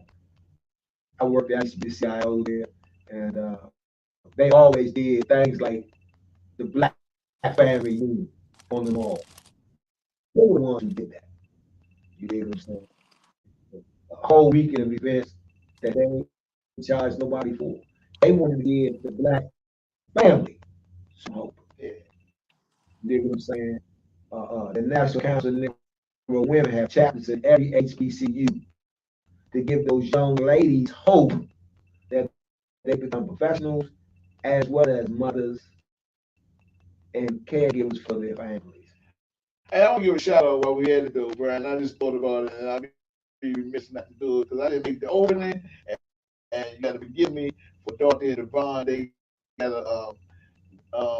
They got a new restaurant, a bar, and it's very elegant too. I've seen the pictures. It's in Woodbridge, Virginia. It's called the Bergs. It's named after Alexander neighborhood. Oh, the Berg. Yeah, it's called the Berg. Okay. And people get down there and support those people. Okay. That's the home team. That's the home team. Woodbridge, Virginia, the Berg. Look it up. The map will take you right there. Okay. I gotta go check it out. Shout out to the family. And my wife's birthday is this Saturday, and we're Okay, Miss T. we're gonna be down in Atlanta. The big party down there. From 4 to 9. Don't get that 9 come up. Then we come in night. That's the day. All white, they're all white. If I would do it, you want to do it. Come on, I'll give you a fact. It's Do your fazizzle. yeah, come on up. Do your thing. You know what I'm saying? Yeah, you understand me. Put that thing on. Put that fazizzle on there. Put it together. Yeah. That white body. Yeah, put the white on, come on out. And Brian, we blessed to have you here, man. We got to be nice over here, So we got two Brians. Two Brians is better than one, right? That's it. So, man. Brian, I want to ask you a question, man. I know that you got a good career going on, and you support the cancer elements in the area. But my question to you is real simple. Have you run into any resistance as you've been out here trying to spread awareness, taking your pain into a purpose? Can you tell us about any situation where you may have run into some resistance? Yeah, I always run into resistance because you got a lot of people who don't even want to donate $1. Mm-hmm. And one of my slogans is one time $1. That's my slogan, one time $1. Yeah. I know a lot of people don't want to donate to breast cancer because they always think it's like about, man, you got to donate 50 or 100 or 200. I always say one time $1 because $1, if I can get 500 people, that's $500 to donate $1. If I get 1,000 people, that's $1,000. So all I'm asking for $1. I know how times it is out here. with the economics and the politics and everything. But people don't have it where they can just donate a whole lot of money at one time. I'm only asking for $1 because most of the time when you give me $1, I match the dollar. So if I get 500 people and give me $1, I match the dollar. So that's $1,000 that we get to donate to the Do me a research. favor, do me a favor, So bro. it's resistance out here. I don't even think about the resistance. I just think about the positivity of it, of what I can do, even if I even educate you with it, even if you don't give anything. Right. Okay, Brian, tell us how we can reach you, man. How people can donate. Do you have any call outs? Do you have any social media? Do you have any way that we can reach you to get these donations in and up? Well, I'm on the website of Making Strides Toward Breast Cancer. So Okay. if you go on the website of Making Strides Towards Breast Cancer and you pull up Team Pink and pull up Brian Dye, my name is right there. Everything that you donate goes right to that research on that website. Can you spell your name for the people, they might misspell it? Yeah, it's BRIANDYE. And if you pull up Team Pink, you'll see my picture. My picture is on there. It should be on there last time I checked. So if not, you'll see Team Pink and it's right there. So you can donate whatever you want. If you want to And then join the let's walk. say And also, let me add this also. There is a third walk. It's not a date yet. Um Last year, the South Side, they had a walk South- for the first time and we left from hold Lee Brian, we got Recreation Center and we walked across Right, the Woodrow right, Wilson right. Bridge. We got to Yeah, put you. When you see you talking local talk, we know what you talk about. But but these the right. listeners don't. So what's South Side of what? Southside The Chicago, South Side, it's the South Side. The South Side over in Alexandria. Thank you. Thank you. Alexander, Alexander, what? Virginia. My, Alexandria. What The about South Side had a walk Alexander? last year. They're gonna do their second annual this year, and it's Lord, sponsored by Bruce Anderson, Devon uh, Armstrong, Michelle Johnson, all the Southside people over there that's doing it. So I joined in last year.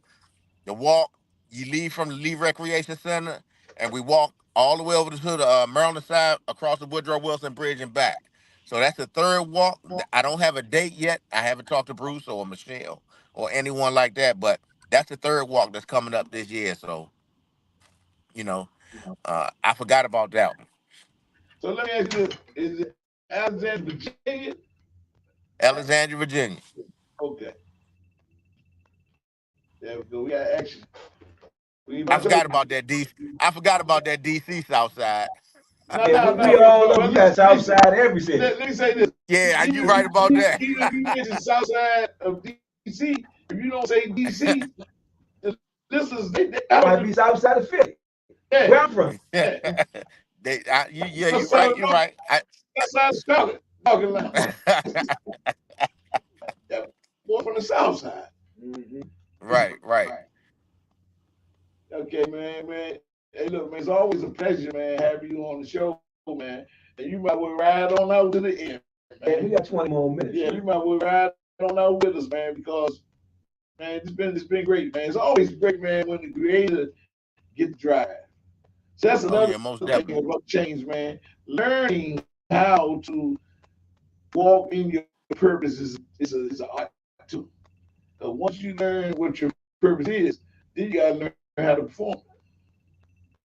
You know what I learned about purpose, man, is a lot of times, uh, if I'm seeking my purpose, I'm not gonna find it. I'm not gonna find it.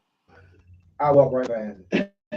It's like a good love story. You know, if you're seeking that great person, you probably just walk past 100 good people Right. trying to find that one that you believe is good. Your My vision. yeah, what you But I call gotta your understand perception that the of creator yeah. give me my purpose. So if you plan, what God do? He laughed. He laughed. And he said, that fool, there you go again. So what I understand is every day that I live in positivity, I'm closer in my purpose. Yeah. And it just evolves from my life's walk, Right. right? But accentuated and started out by life's pains. And even when you in your purpose, like you was telling Brian, for the resistance, it's adversity. Yeah, it gotta be. It's a lot of adversity why you in your purpose. It has to be, Has because that's why it's called purpose.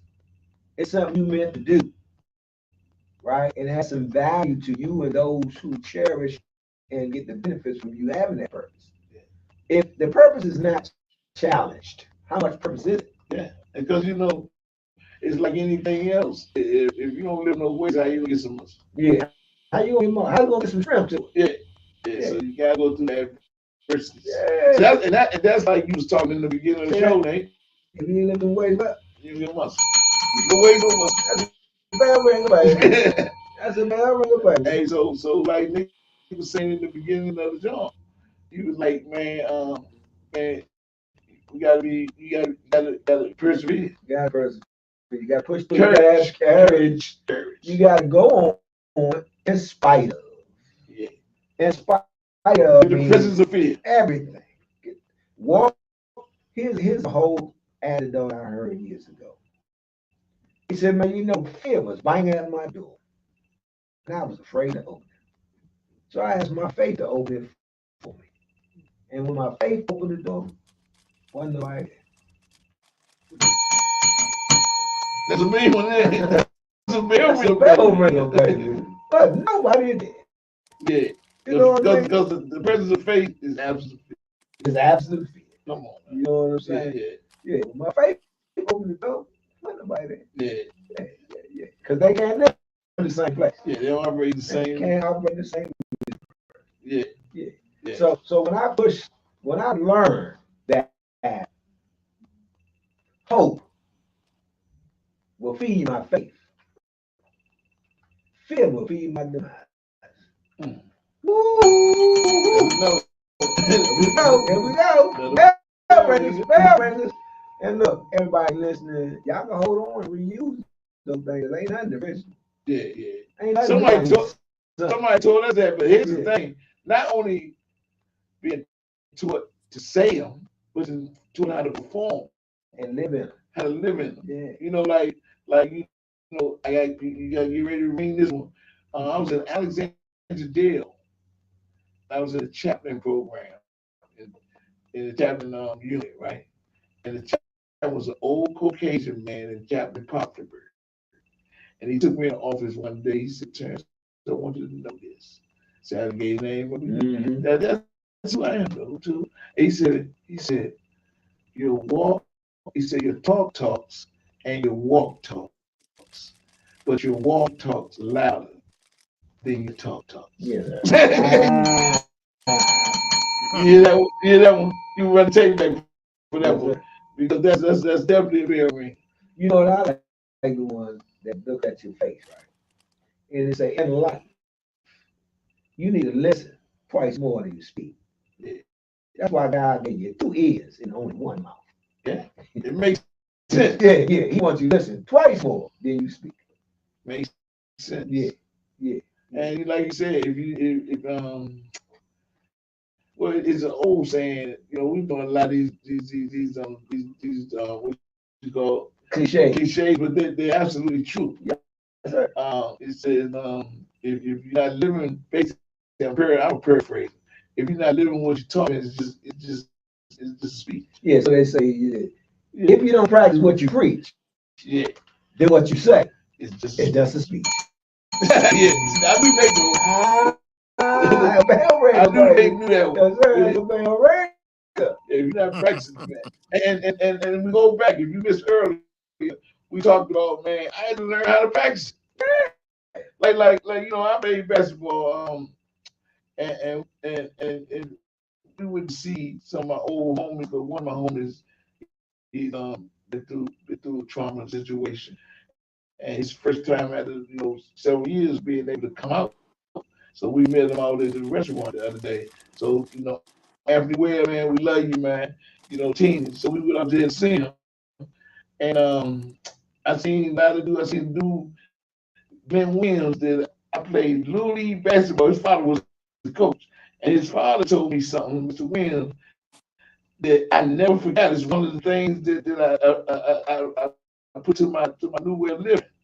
He showed me how to make a proper layout.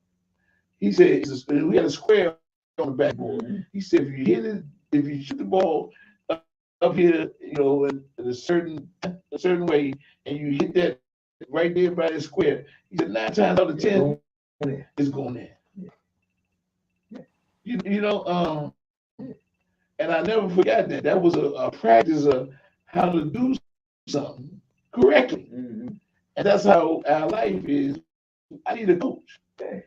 I need a coach. Even back everything that I learned, I need some. Even the negative stuff. The negative stuff I learned from somebody. Each one, reach one, teach one. Yeah. But the key is I got allowed. You said allowed help. Now to help me. I had allowed help to help. The worst thing we do is tell the help how to help us. Yeah. I told you just like going to the doctor. Yeah. And said, look, well, my side been hurt, doc. So the doctor run the test, and he said, it seems like it's your appendix. I might have to do an operation.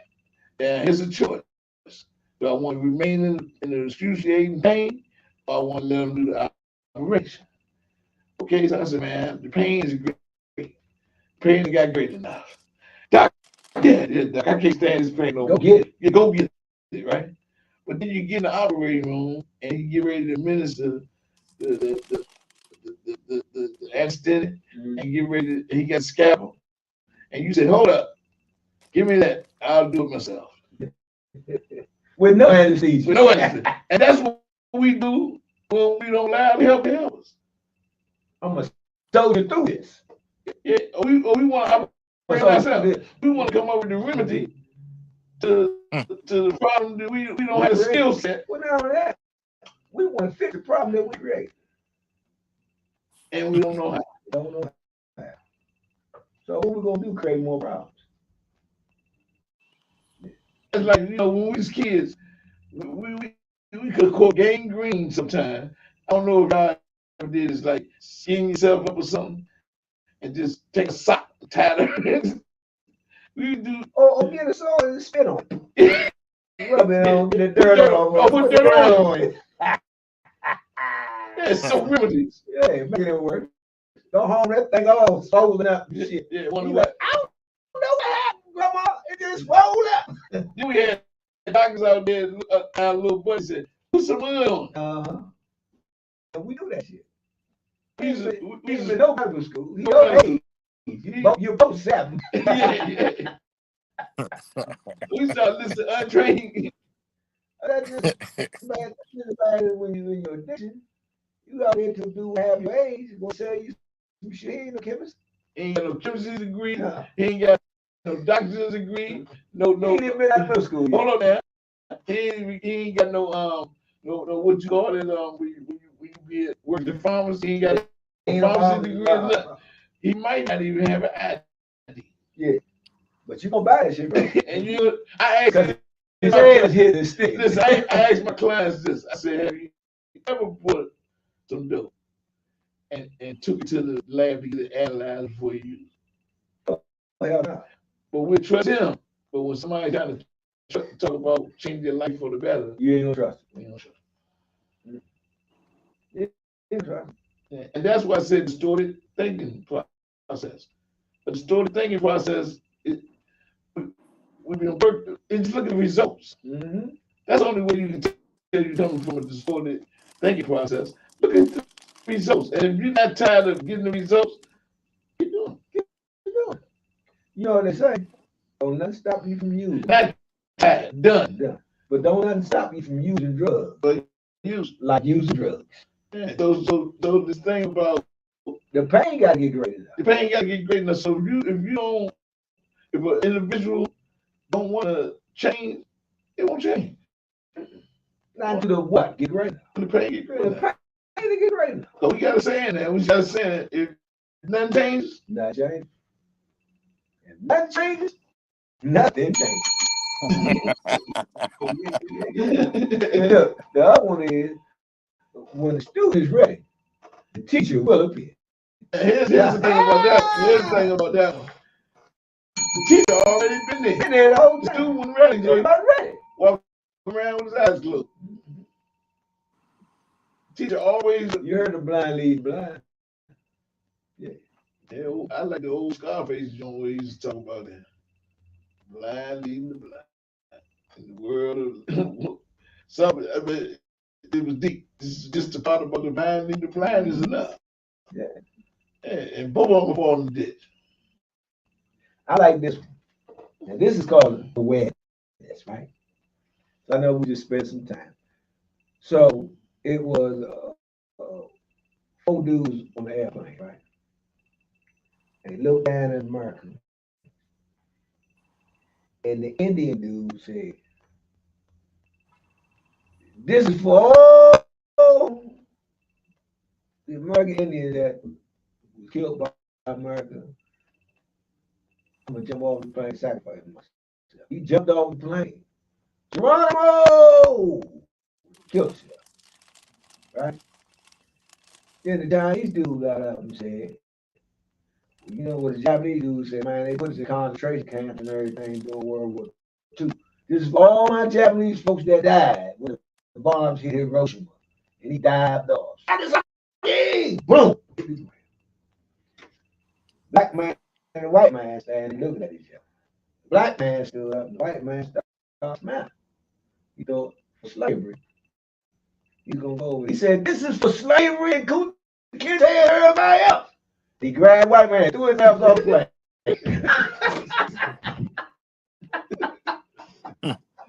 You know what I'm saying? Because we ain't doing that shit. but we learn from our pain. You know what I'm saying? The funny thing about it is, like we said, we are engine for change, right? Yeah. For better. Yeah. The sad thing about it is, I'm gonna look into this camera and tell you guys. The sad thing about it is, we keep jumping. Yeah. We and you know, I'm not advocating to do evil for evil, right? But I'm saying this: take your ball and go home. Don't play no more. Yeah. Well, I want to say this as we close because we got just a few more minutes. we know We are in an election cycle, right? We can't get past what we are. What I'm gonna challenge everybody in our listening here to do, I can't tell you who to vote for, who not to vote for, who to follow and who not to follow. But pay attention to the inside now. The pain that you have financially, the pain that you have in culture, all of those things that you think politicians can help you with. Understand something. It's hard to follow folks that have never had your best interest at heart. If you look at politicians, they come around every 4 years and they go to the churches and they want your vote. But where they been for the last 3 years? You dig what I'm saying? Stop following people that don't have a history of your best interest. Because those folks, when they come to visit or start talking to you when they need you, as opposed to when you need them, aren't your friends. Right? I agree with you. I'm gonna tell you something. I agree with you 100% because I'm on the state of Virginia legislative board for the post office. So Mhm. I represent all of Virginia. So an executive board member. Mhm. I go meet with congressmen and senators on a regular basis. Every year when we do these political walks or political when we have to go to Capitol Hill and Right. just view and discuss our points to these congressmen and senators of what's going on out here. So I agree with you 100%. And if you're not, if I encourage people, if you're not registered to vote, register. Yeah, you got to, man. You can't You sit have to. sideline and complain about what's going on in the game. Exactly. Jersey with your name on the chair, waiting for you to join the team. Exactly. And see, a lot of people don't understand. It's just not about the presidential election. Oh no, no, The no. local elections are even That's more what we. important than the presidential Yeah. elections. I tell people all the That's time because I'm a political magnet. That's my thing. That's my burn. right. Shameless plug. You can see me on Politicking Our Way on YouTube. Check us out. Politicking Like a Clock Our Way. That came from me working at the White House, being on the black man in most rooms. They say black people don't care about politics. I tell them, no, you're a lie. We just politic our way. Barbershop, dinner, church, we politic the way we politic. We don't politic like that because the way we communicate is different. So what I tell people is really this: you don't have to believe that your vote counts or nothing. It don't count if you don't cast it. Right. That's what don't count, right? You don't have to believe in everything that somebody says or does or whatever. Just simply look at their record, right? It's just like anything else. I don't get into anything that I didn't investigate because every time I go to the corner to buy that shit off that youngin' and I don't investigate it, I get a dummy. Listen, about this. Anything you get involved with, you should research. Yeah, you got to listen to that. Right. Yeah. Right. And you cannot listen to the rhetoric that's coming from either side. You got to say what's needed in my life. And Brian, I'm glad you said local because I ask people this question all the time. Who is the most important person that you need to pay attention to that had a direct correlation to your everyday living? Who should you be investigating? Guess who that person is? It's your local sheriff. Okay. You got that right. Know where your sheriff stands because nobody can knock on your door from Congress and lock you up. The president can't come to your house and say, put the cuffs on. But the sheriff, he can do the body. Even when the courts put a body attachment on you, who they send? They send. And So you got to vote that sheriff in. Yep. That Exactly. the way you think and live Is from it the also local chief, on the is it ground also chief of police too? and pull up. Not chief of police for those areas who vote that way. Sometimes the chief is Yep. position, right? But in most states, who run the jails? The sheriff department. Yeah. Yes. Okay. Who does all the evictions? Sure. The sheriff department. Okay. And So And the little local sheriff, ready to cover down. but the local sheriff is an elected official at the lowest level. He affects your day-to-day living. You go from that, then move up to your state delegate, then move up out of the state house to Your mayor, how about your mayor? the mayor. All that's local. Yeah. Then you move Yep. up to what's happening on the hill. And Yep. You right. how about you? So how? People So say, when should you be voting? Every 2 years, not every 4. Every 2 years. That's correct. 2 years, not every 4. yeah, because you got your people sitting on like in DC, you got people who sit on water aid and water. Yeah, oh yeah. The same like in DC, they got, like in the States, we got state delegates, we got state representatives. In DC, you got your local city council because it's not state. Yep. You got wards that they govern, Yeah. right?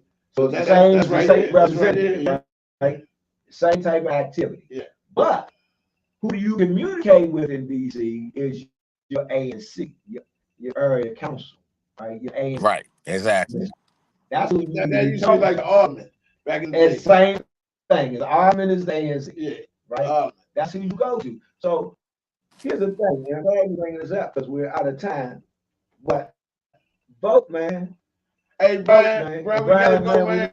Thank you, Love you, man. Thanks for coming in, man. And Always, boo. we run enough time, but we get ready to finish this thing off with Be Nice. Get ready to put that thing on. Brian, stay right there, Brian. We want you to hear this. Before I hit that, I want to say we here every last Thursday of the month. That's Same bad channel, same bad time. Same bad Man, man indeed, in murder. The talk show that what matters. that matters. That's what Crank us out with it, Brian.